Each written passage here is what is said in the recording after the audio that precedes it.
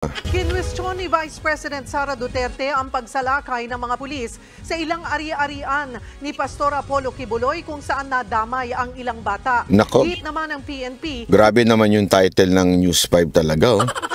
Mainit ang ulo ng News 5, oh.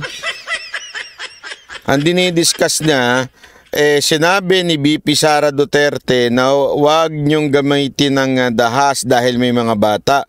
Ang title ng News 5, gumagamit ng bata? Kasi yun daw So ano yun dalawang side yung tinanong. Si VP Sara Duterte at yung kapulisan. Okay? Ang sabi ni VP Sara Duterte, wag mong gamitin ng wag nyong gamitin ng tawag doon puwersa o wag masyadong abusado.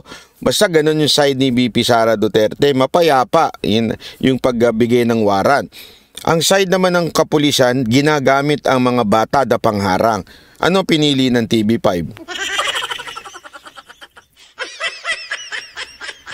Diyan pa lang malalaman mo na talagang tulonggis di ba? Mga supporter ng pastor ang nagsama sa mga bata bilang panangga sa mga pulis. Pero pinairal pa rin daw nila ang maximum tolerance. Nasa frontline ng balitang yan, si Camille Samonte. Kinwestiyon na rin ni Vice President Sara Duterte ang ginawang pagsalakay ng mga pulis sa ilang ari-arian ng Kingdom of Jesus Christ para hanapin at arestuhin sana si Pastor Apollo Kibuloy sa Davao nitong Lunes. Giit ni VP Sara, dapat daw tiyakin ng mga otoridad na nire-respeto nila ang mga inosenteng sibilyan. Kung mag-implementa mga arrest warrants, search warrants, let us make sure that we respect the innocent civilians, the ordinary citizens, especially ang mga bata.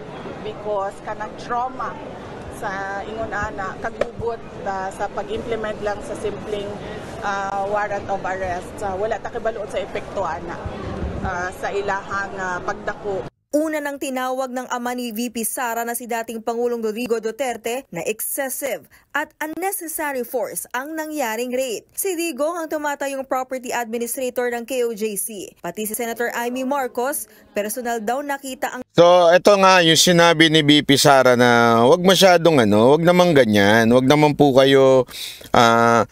kasi this is a simple serving of warrant. Okay? Una-una, you only use excessive force kung tatanggihan yung ipaserve yung warrant. But always remember, this is not the first time it happened na nag-serve sila ng warrant. Pangatlong beses na po ito. Walang problema dun sa una, sa pangalawa, walang problema. And yet, on the third day, o the third serving of warrant, bakit nila binitbit ang SAP, ang SWAT, dalawang batalyon na ginamit nila just to serve the warrant? Doon pa lang, talagang talo ka na sa korte niyan. Di ba nakapag-serve na kayo ng dalawa? Nagka-problema ba kayo? Hindi ba kayo pinapasok? Pinapasok kayo, di ba? O bakit this time, magdadala kayo ng sobrang dami? Second, meron bang katuruan o eksperyensya o karanasan na masasabi nating merong violence ang KOJC, merong ganon? O violente mga taga KOJC? Wala. Alam mo, makikita mo naman yan even sa mga preaching. Kung ang isang grupo ay nagtuturo ng violente, ano ibig sabihin nun? O, pag tayo, inape, papalag tayo, lalaban tayo, magdedeklara tayo ng gera. May ganun ba? Paulit-ulit sa pangangaral ni Pastor Kibuloy na mahalin ang kapwa. Wala ho siyang itinuro na ganun. Naintindihan ho natin? So, ibig sabihin, ano yung pinagbabasihan ninyo na dapat kayong magdala ng SWAT, SAP na 2 batalyon? Kung meron, abay pakinggan natin. Kaya lang parang wala Wala naman, no? Even if maraming sinasabi nila, maraming taga-suporta. Una-una yung mga taga-suporta ni Pastor Kibuloy, karamihan dyan, kabataan, karamihan ho dyan, mga kababaihan. May nakita ka ho ba kayo dyan na ano? Wala. Na yung parang mga sanggano? Wala. Bawal nga ang pangit dyan eh. Ay, hindi, joke lang po, joke lang. Diba? Oh. Bawal ho ang pangit dyan. Bawal ho yung ano dyan. Lahat ho dyan matitino naman ng mga tao. Hindi ko maintindihan saan nila nakuha yung ganong klaseng eksena. Nangyari, nataon daw na nasa Davao siya nang salakayin ng mga polis ang mga ari-arian ni Kibuloy. Ako'y nasinda kasi ang dami-daming SWAT, CIDG sa airport. Nakita ko yung tatlo ba na PNP helicopter, may kasama pang drone, may mga sniper pa sa tuktok ng mga building. Davao City naging pawang war zone. Iginiit naman ng Philippine National Police na hindi overkill ang kanilang operasyon. Katunayan, maximum tolerance pa raw ang pinairal nila. Yan ay kahit Maximum tolerance. Kagabi, may ipinakita tayong video, di ba? Yun daw ang definition nila ng maximum tolerance. Yung hinahatak, sinusuntok, yun daw ang maximum tolerance. Eto tandaan ninyo, kinuha yun doon sa loob ng bakod, inilabas. Yun daw ang maximum tolerance.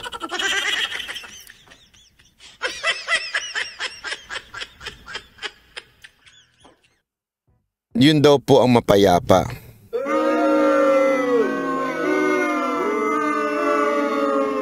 Doon pa lang sablay na sila eh. Tama yung sinabi ni Senator Amy dito na nandun daw siya sa Davao, 2 helicopter ang ginamit pa. As if naman, malabo ho eh. Anong terorista po ba hinuhuli natin?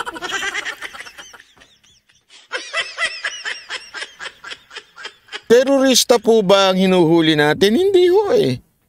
Ito ho'y pastor na nagtuturo ng, maaring hindi tayo pare-pareho ng paniniwala, pero ito'y nagtuturo ho ng pag-ibig. Diba?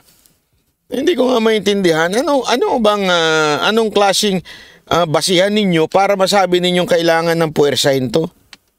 Hindi naman pumalag sa inyo. Kita nyo nga, napahiya pa kayo, binigyan pa kayo waxis. Pinakain pa kayo. Pinakapi pa kayo.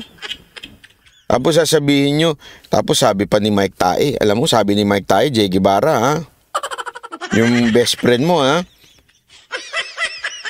sabi ni Mike Tae, may mga mga kahoy, mga itak, wow. Hindi pinapakita, mga itak, mga kahoy, wow. Sabing ganun. Next time, Jojo de Guzman, bilug-bilugan mo nga yung mga... Tingnan ko, bilib na talaga ako pag nabilugan mo yung mga wow. Ni Mike Abe. Yung paglipad ng wow niya.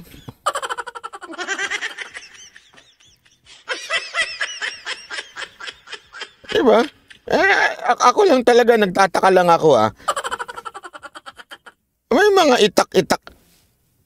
Tanga ka, hindi ako nagtatanong lang talaga. Ako tanong lang to, may kabi, seryosong katanungan to Magkano ba? Hindi ako nagtatanong lang. Kasi alam mo, maintindihan ko, kunwari, sadyang isang ensimada vlogger nagkomento ng ganyan. Di ba? Maintindihan ko kasi talagang tanga sila Ikaw, na broadcaster kuno o matagal na sa industriya, you know your job, di ba? Magkokomento ng ganyan. Ito, common sense, May mga baril yung mga, SAP, SWAT. May mga baril-baril yun, di ba? May dala-dala yun. Haharangin mo ng itak.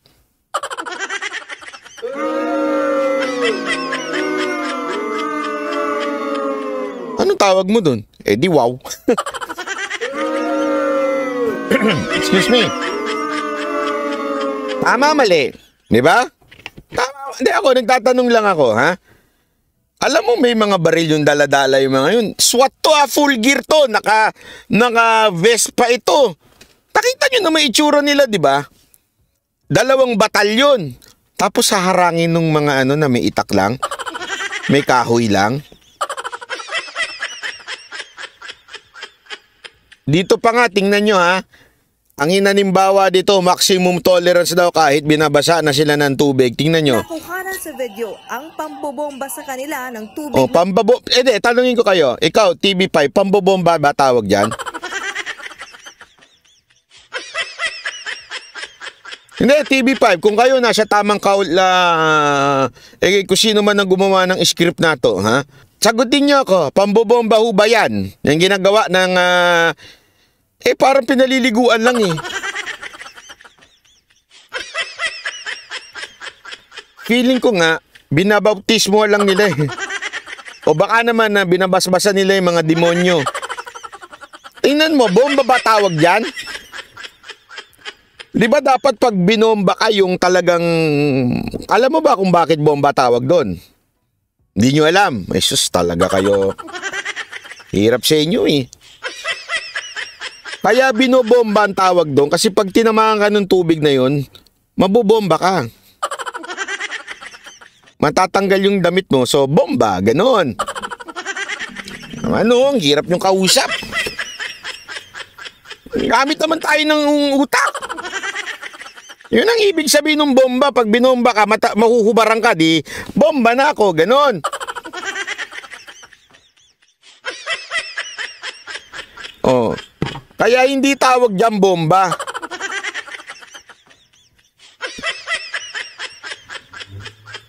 Di ba kunwari, tinawag kang bomba queen, bomba king, ganon.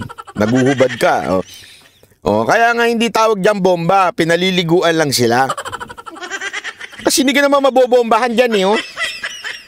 Oh, pakita natin, ha. Oh, ayan yung sinasabi ng Na hindi overkill ang kanilang operasyon. Katunayan, maximum tolerance pa raw ang pinairal nila. Yan ay kahit nakuhanan sa video ang pambobomba sa kanila ng tubig ng mga taga-support. Tinatawanan nga sila ng mga pulis dyan eh. Hindi, nakita ko yung isang video, tumatawa yung pulis eh. Sabi na tayo, itong mga to halatang hindi marunong sa Hindi siguro, sabi nila ng mga pulis, hindi marunong tong KOJC, no, mga disperse ng crowd o mag-disperse ng mga tao. Kasi nung nagbomba sila, parang mas masarap pang maligo eh. Kesa sa, alam mo yung, kesa sa umiwas ka dun sa tubig, parang ang sarap nito, ang lamig ah. Tapos, yung masarap maligo ng ganyan ah. Yung ganyan yung tubig. Ricky Beloy. Recognizing the high profile status po ni Pastor. Ito naman kapatid ko.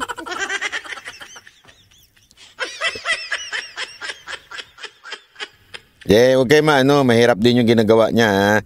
Nagsasalita siya para sa iba. Si Buloy at itong mga anticipated po nating resistance on the part po ng kanyang mga followers ay minakapat po ng PNP yung ground commander po to deploy sufficient number of PNP personnel to include yung ating pong mga SWAT at ating pong mga SAF. Hindi po sila gumante at naging mahimlahon po sila. Sinayaan po nila hanggang maubos na po yung tubig ay hindi po sila gumalaw po doon. Kinondena rin ng Tingnan mo na. Kung talagang may intensyong manakit o di kaya may intensyon na bombahin, hindi mauubusan ng tubig yan. Yung kuryente nga ng KOJC, kayang pailawin ng buong Davao eh. Hindi maubusan ng tubig yan. Kaya lang kasi hindi naman po talaga yun ang intensyon nila na bombahin o anuhin. Kasi ito, buti nga ganyan lang ginawa nila eh. Imaginin mo imaginin nyo na lang na may lumusob sa inyo 2 batalyon sa bahay ninyo.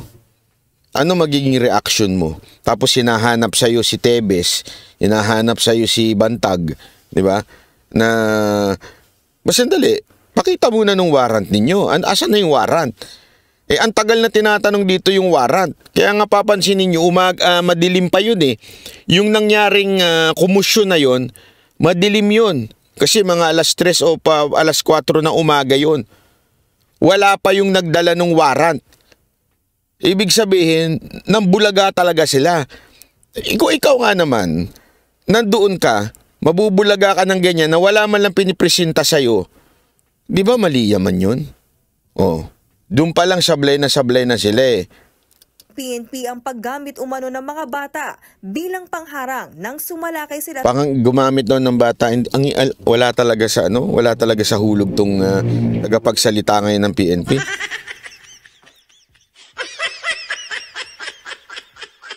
Wala talaga sa hulog. Alam mo kung bakit?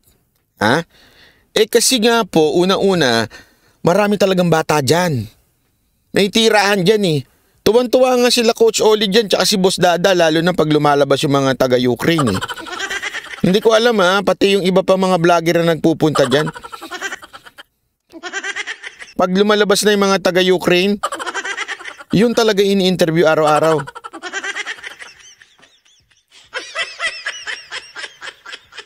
Hindi, totoo. Marami talagang bata dyan. Kaya nga tuwan-tuwa si Jay Guevara nung pumunta siya dyan eh. Yung mata niya talaga masyadong malikot eh. Naghahanap na mabibiktima.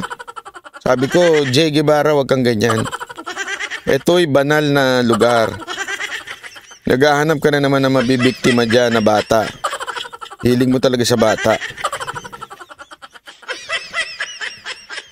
Hindi totoo naman talaga, marami po talagang bata dyan. Kasi may eskwelahan dyan, may tira, may parang dorm dyan ng mga bata. At nung lumusob sila, morning prayer yon. Karamihan na nagpupunta sa morning prayer. Di ba napansin ninyo? Nung nagkaroon kami ng event dyan, puro bata nandun. Karamihan na mga teenager. Kasi nga po, sila po ay talagang nakatira doon, yung iba. Tapos pag meron gathering sila yung aktibo, yung mga youth nila dyan, morning prayer yan eh. Parang tinatawag yan sa doon naalala ko doon sa dating church na inatinan ko eh. Ano yun eh? Ano ba tawag dyan? Don. Hindi Dadon.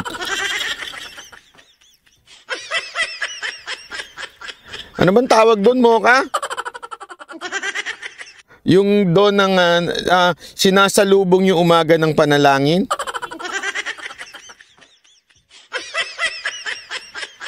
Ayun, Don't Watch. Yon.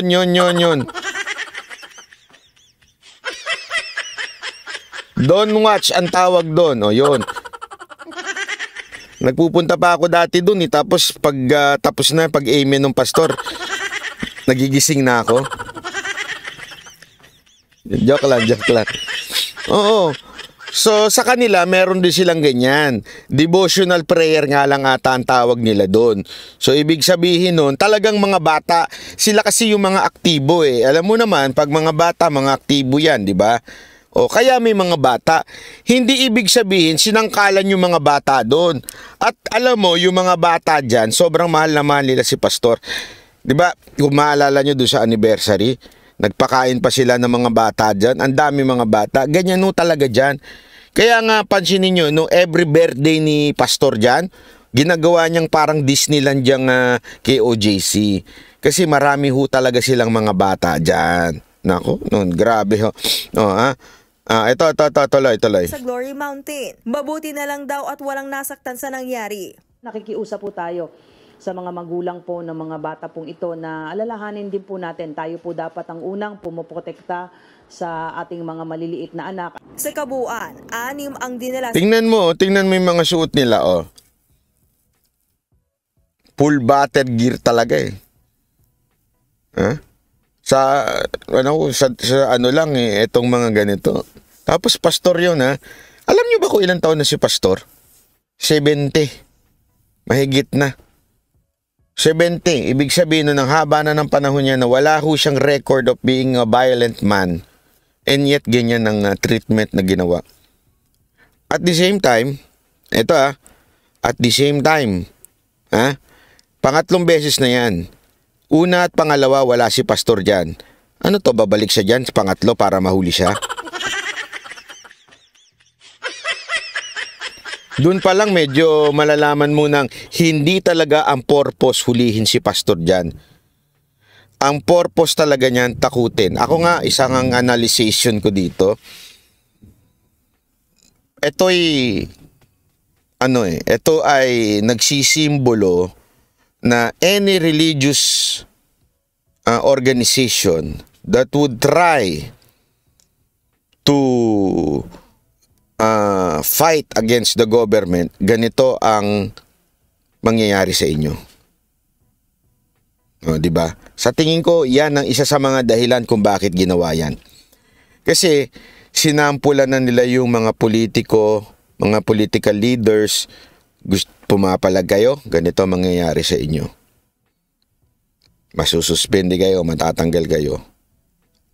Gigising lahat ng kaso ninyo. Sa mga media na nagsasalita, ma-SMNI kayo. Sa mga vlogger na pumapalag, mababanat bay kayo.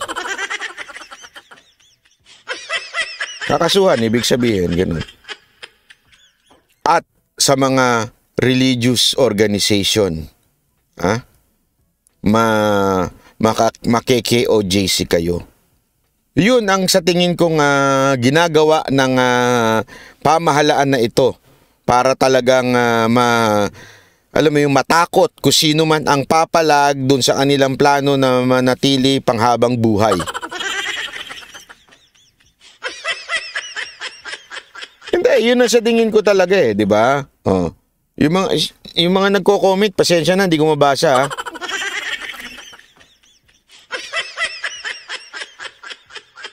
Ayun ako. Yun. Tuloy. Sa presinto dahil sa pag-atake sa mga pulis. Pinakawala naman sila kalaunan pero desidido ang PNP na magsampa ng reklamo. Ang kampo naman ni Quiboloy, sasagutin din niya ng kontrademanda lalo't illegal daw ang pagpasok ng mga pulis sa mga ari-arian ng pastor.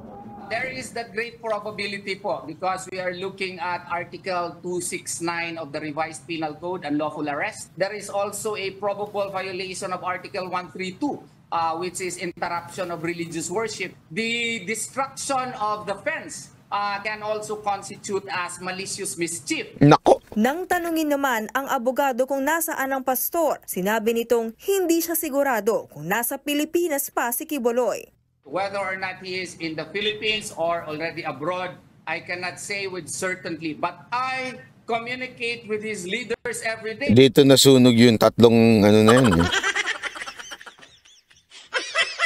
Kung hindi kayo nakapanood sa video ko kahapon, yan tatlo na yan, nasunog yan Hanggang ngayon, nagpapahid pa ho yan ng petroleum jelly.